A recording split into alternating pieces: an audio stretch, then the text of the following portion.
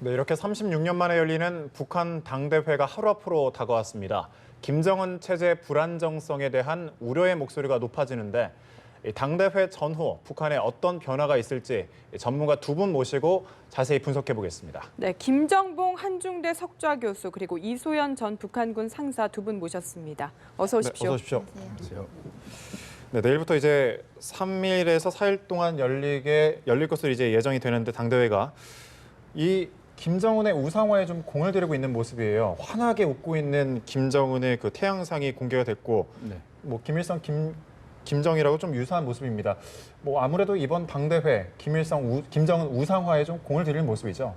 네, 맞습니다. 예. 현재 그 우상화가 우스꽝스러운 모습으로 이제 되고 있는데 과거에 그 김일성을 보면은 김일성이 뭐 솔방울로 수류탄을 만들고 그다음에 하루에 축지법을 써서 수십 군데 가서 전투를 했다고. 또 김정일이는 천지 확장술도 쓰고 천지 개벽술도 썼다 그랬는데 김정은이가 어떤 그런 도수를 부렸는지 북한 주민들한테 이렇게 황당한 소리를 할지 우리가 기대가 되는데 현재 나타나는 모습을 보면은 뭐 3살 때 자동차 운전을 했다. 네. 7살 때 삼촌에 10발을 쏴서 뭐 100중 명중을 시켰다. 뭐 그다음에 요투 선수들하고 7살 때 시합을 해서 프로 선수들한테 이겼다. 뭐 이런 소리를 하고 있는데 과연 어떤 그 우상을 할지 주목이 됩니다. 그리고 이제 이번 그 당대회의 가장 큰 목적이 김정은 우상화를 완성하는 게 아니겠나라는 뭐 생각이 드는데 당규약을 개정을 해가지고 유일사상 10대 원칙을 이제 유일영도 10대 원칙으로 최근에 바꿨거든요. 그래서 유일영도 10대 원칙이 뭐 당규약에 들어갈지 이런 부분도 이제 김정은 우상화와 관련해서 이렇게 관심 포인트 중에 하나라고 얘기할 수 있겠습니다. 네, 대표님 그 외에는 어떤 점들 우리가 좀 주목해서 보면 좋을까요? 이번에 그 당대회 관전 포인트가 김정은 시대의 개막을 알린다라는 겁니다. 그동안에는 김일성, 김정일이가 이루어 놓았던 그런 위상과 업적을 앞에다 내세우고 김정은 시대를 열어나갔다라고 한다면 이번에 당대회를 통해서는 그 허를 이제 김일성, 김정일이라는 허를 벗을 가능성이 많다라는 거죠. 그러기 위해서는 아마도 김정은의 아마 새로운 자리가 필요할 듯 보입니다. 그러면 북한에서 뭐 주석이나 총비서 같은 경우는 이미 김정은 시대에 들어와서 김일성을 영원한 주석이라고 했고 김정일을 국가 총비서로 영원한 총비서로 모신다라고 했기 때문에 당중앙위원회 위원장 같은 새로운 직책을 맡을 가능성이 많고요.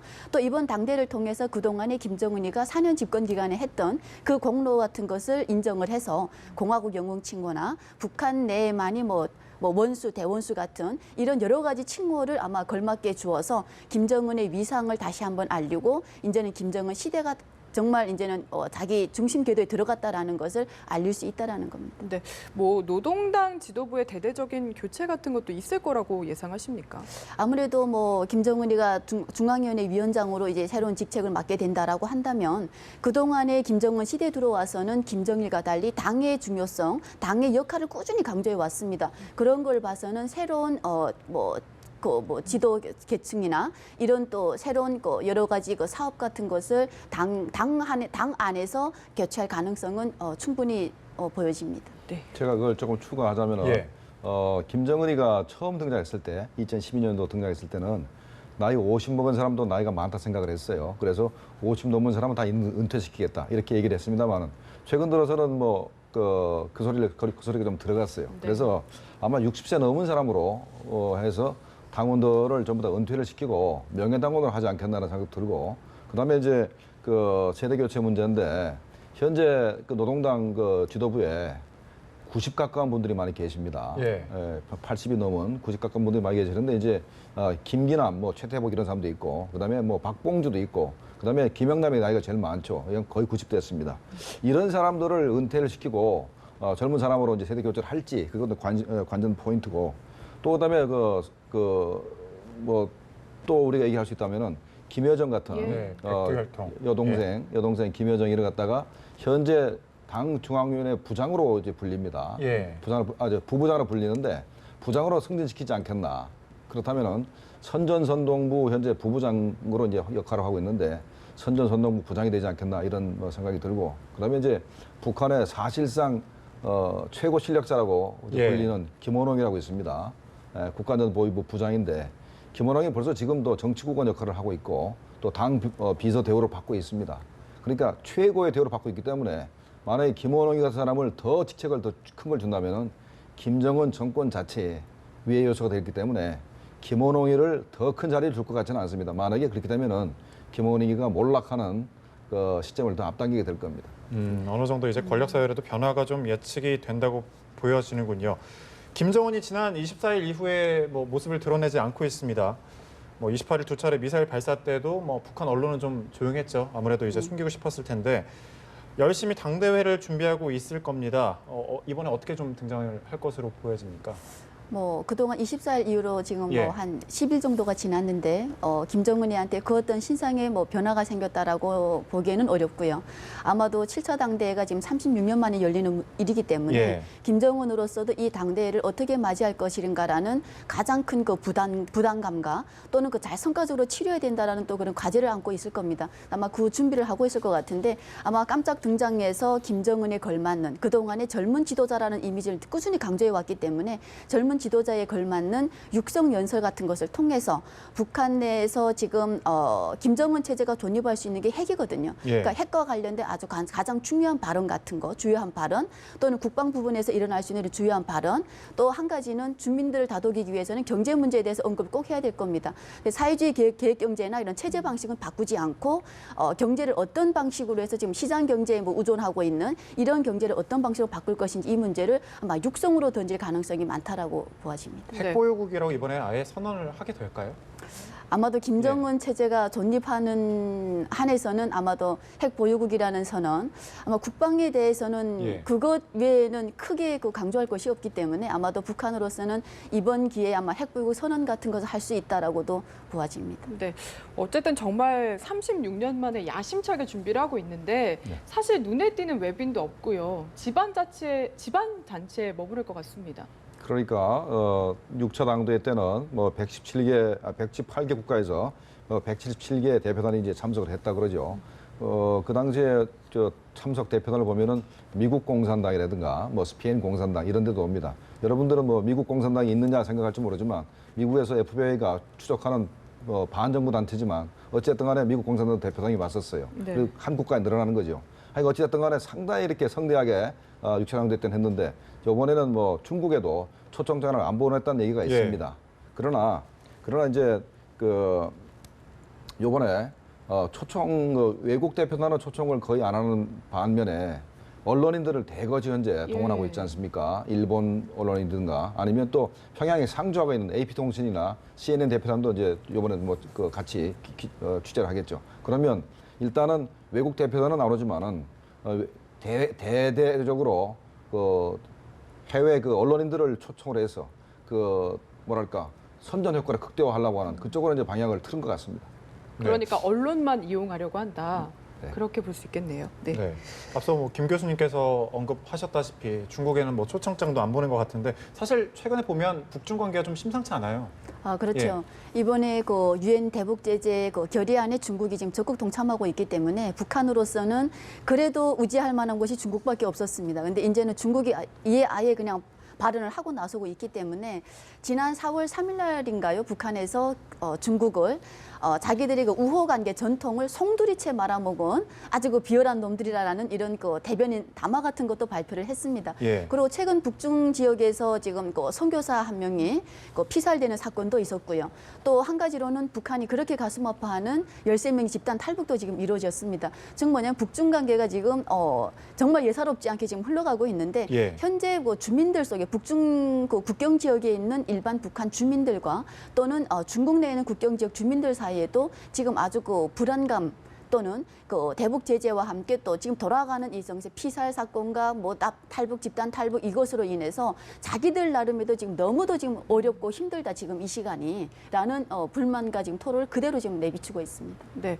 앞서 대표님도 언급을 하셨지만 정말 대내적으로 이렇게 고립된 상황에서 북한이 포기할 수 없는 게 핵인 것 같습니다. 네. 5차 핵실험 당대회 전후로 어떻게 예상하시나요? 저는 이제 5월 2일 날 그 70일 정도 끝나면 하지 않을까.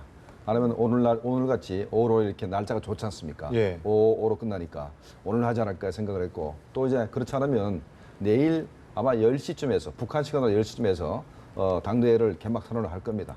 그러면 10시 전에 열전에 핵실험을 해서 개막 그 축포로 핵실험을 하지 않을까 이제 예상을 하는데 이제 한 번 기회가 남았습니다. 내일 10시 정도에 하지 않으면 그다음에는 당대회 끝난 다음에 하게 될 겁니다.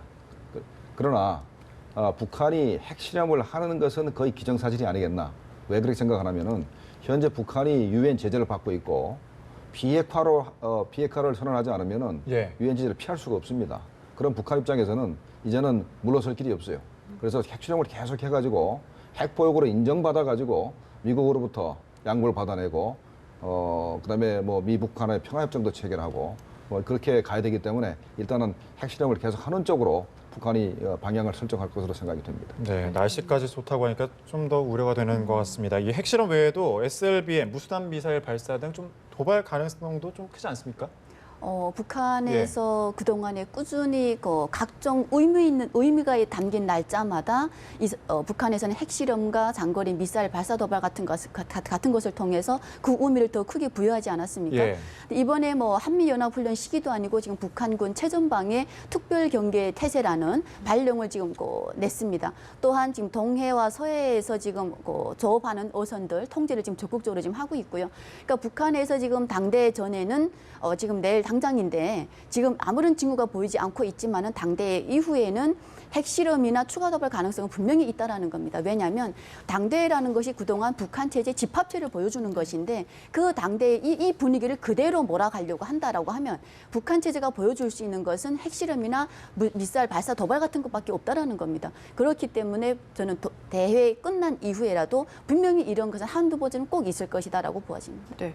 그런데 사실 지금도 대북 제재가 이어지고 있고요. 5차 핵실험을 하게 되면 더 큰 제재를 하겠다 이렇게 이야기를 하고 있는데 이게 별다른 압박이 되지 않는 것 같습니다. 저는 그렇게 생각하지 않습니다.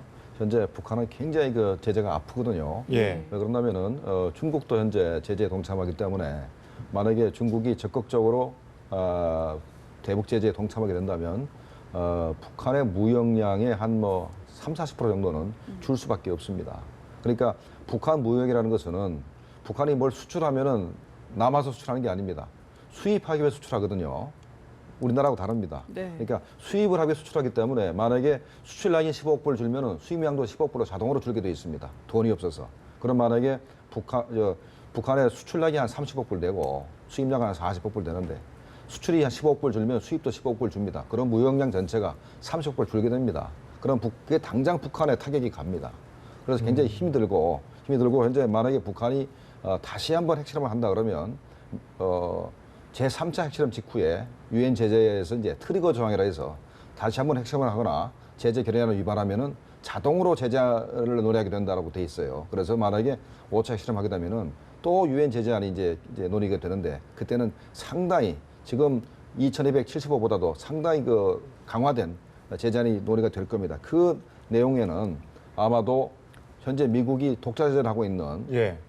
세컨더리 보이콧 부분, 그다음에 이제 해외 노동자 파견 문제, 그다음에 이번에 이제 미국이 양보를 했죠. 중국이나 러시아 양보했는데 뭐 민생 부분을 넣어가지고 지하전 수출입을 허용한다는 부분이 있었는데 그것도 중국을 설득을 해서 그것도 또 틀어막을 가능성이 있습니다. 또 러시아는 러시아는 한피 정도를 뺐지요. 뭘 빼냐면 마레이 정강 이런 것들, 이런 수출품을 수출하려고 해서 했던 부분들이 있었고, 그다음에 이제 북한의 항공기가 러시아에 들어갔을 때 재급유를 해서 북한 항공기가 왕복할 수 있는 그런 그걸 허용해줬는데 그런 것도 다 틀어먹을 가능성이 있습니다. 네. 그런데 그렇게 뼈아픈 고통까지 감내를 하면서 그래도 핵실험을 할 것이다 이렇게 예상을 하지 않으셨습니까? 네, 그랬죠. 그래서 현재 북한이 비핵화로 가든가 그렇지 않으면은 계속해서 핵실험을 해서 핵무장력을 강화시켜서 미국으로부터 양보를 받아내든가 둘 중에 하나의 길이기 때문에 핵실험으로 갈 가능성이 더 크다고 저는 이렇게 생각을 합니다. 네, 만약 이 대표님께서는 그러면 이제 이렇게 예상을 하셨는데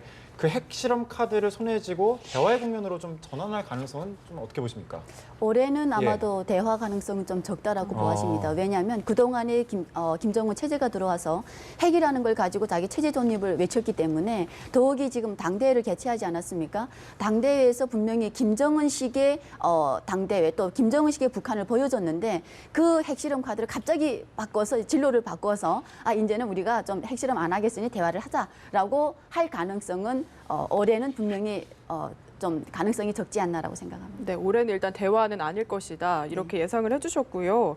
그리고 오늘 들어온 소식을 좀 살펴보고 싶은데요. 미국의 정보기관 수장이 2년 만에 극비리에 방한을 했습니다.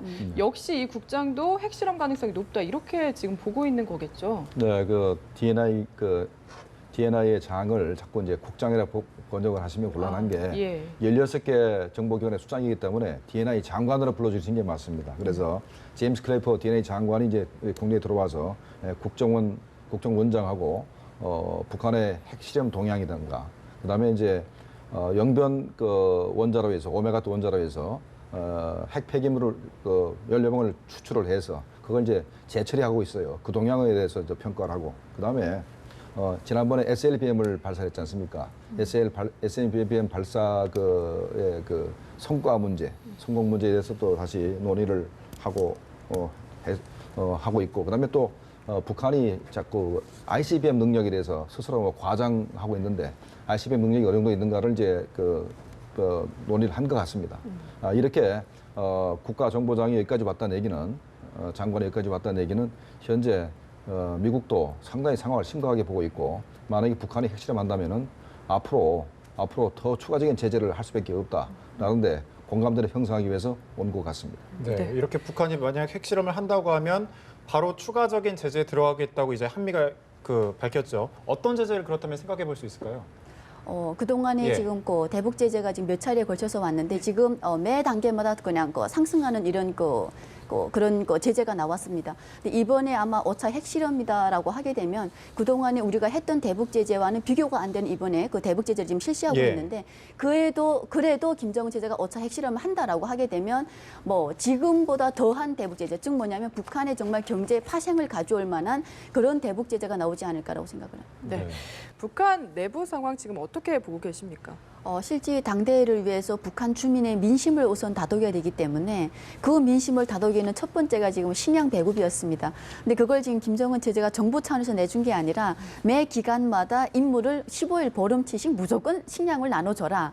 그러면 이 사람들은 뭐냐면 국가도 안 되고 우리 생산 라인도 다 멈춰 있고 이 식량 보름치를 어떻게 해결하느냐라고 하면 지금 불평과 불만이 나오고 있고요. 즉 김정은 체제가 이를 제대로 하고 또는 이 당대라는 목적도 기본 주민을 살리고 주민을 위해서 이 당대도 열리고 주민을 위해서 정부가 있어야 되는데 많은 것을 지금 김정은 체제는 오직 자기 체제만을 위한 거지 실제 북한 주민을 위해서 열리는 당대는 아니고 또 주민을 위해서 있는 체제는 아닌 것 같다라는 생각입니다. 네.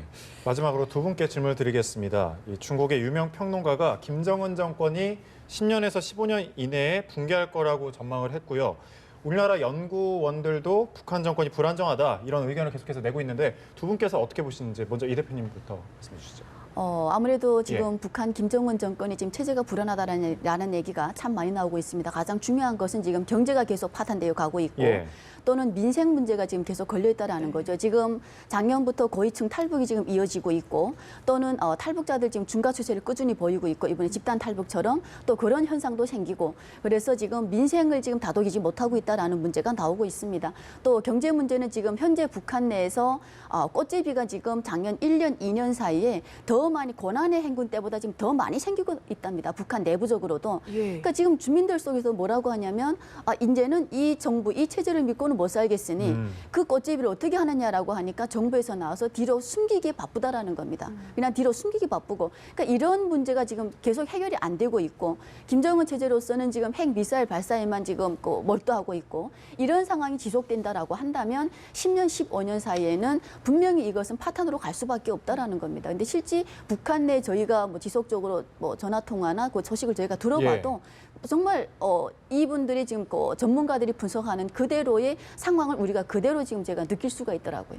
네, 김 교수님께서도 어떻게 같은 생각이신지요? 네, 현재 북한 체제는 총체적 위기에 있다고 이제 평가를 해야 될 것입니다. 왜 그러냐면은 북한 간부층들이 과거에는 북한 체제가 뭔가 지킬 게 있는 체제다 생각을 했어요. 가치가 있는 체제다. 그런데 지금은 사상적으로도 그렇고, 그다음에 그 지도자 자신도 그렇고, 뭐 지킬 게 거의 없는 거죠. 그래서 그러면 근데 왜 그러면 아직까지 김정은에 복종하느냐?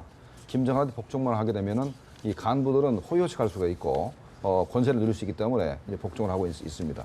만약에 유엔 제재가 자꾸 심해지면은 김정은이가 현재 이 고위 간부들한테 줄 수 있는 재원이 고갈되게 됩니다. 네. 그러면 이 간부층도 김정은에 대해서 이반을 하게 되고 다른 생각을 하게 될 겁니다. 그러면 뭐 김정은 체제가 없어져도 나한테 큰 피해가 없다라고 이제 판단하게 되면은 김정은 체제를 무너뜨릴 수 있는 그런 동기가 될 수도 있고, 그다음에 그 주민들은 뭐 여러분 잘 아시겠지만은 노동당보다는 장마당이 낫다는 생각을 가지고 있지 않습니까? 그래서 현재 주민들 입장에서는 전혀 당에서 기대할 것도 없어요. 그래서 뭐 최근에 무슨 어린애들 글을 쓰라 그랬더니까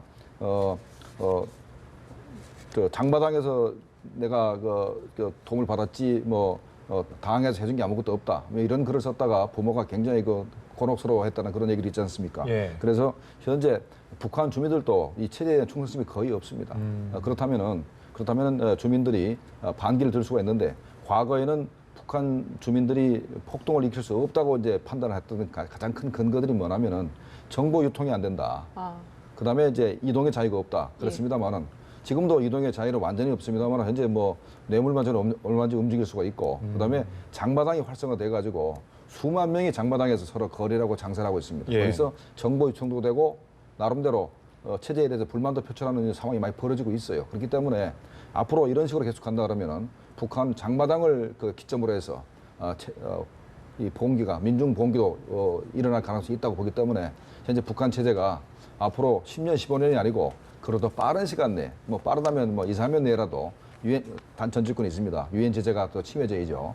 또 그다음에 아주 정확히 또 이행돼야 되고, 그렇다면 북한 체제가 10년, 15년이 아니고 한 2, 3년 내라도 붕괴할 수 있는 가능성이 있다라고 저는 판단합니다. 네, 실제로 두 분께서도 북한의 체제 불안이 심각하다고 이제 생각하시는군요. 네, 북한 당대회 그리고 관련된 북한 소식을 김정봉 한중대 석좌 교수, 이수연 전 북한군 상사와 함께 말씀 나눠봤습니다. 오늘 말씀 고맙습니다. 감사합니다.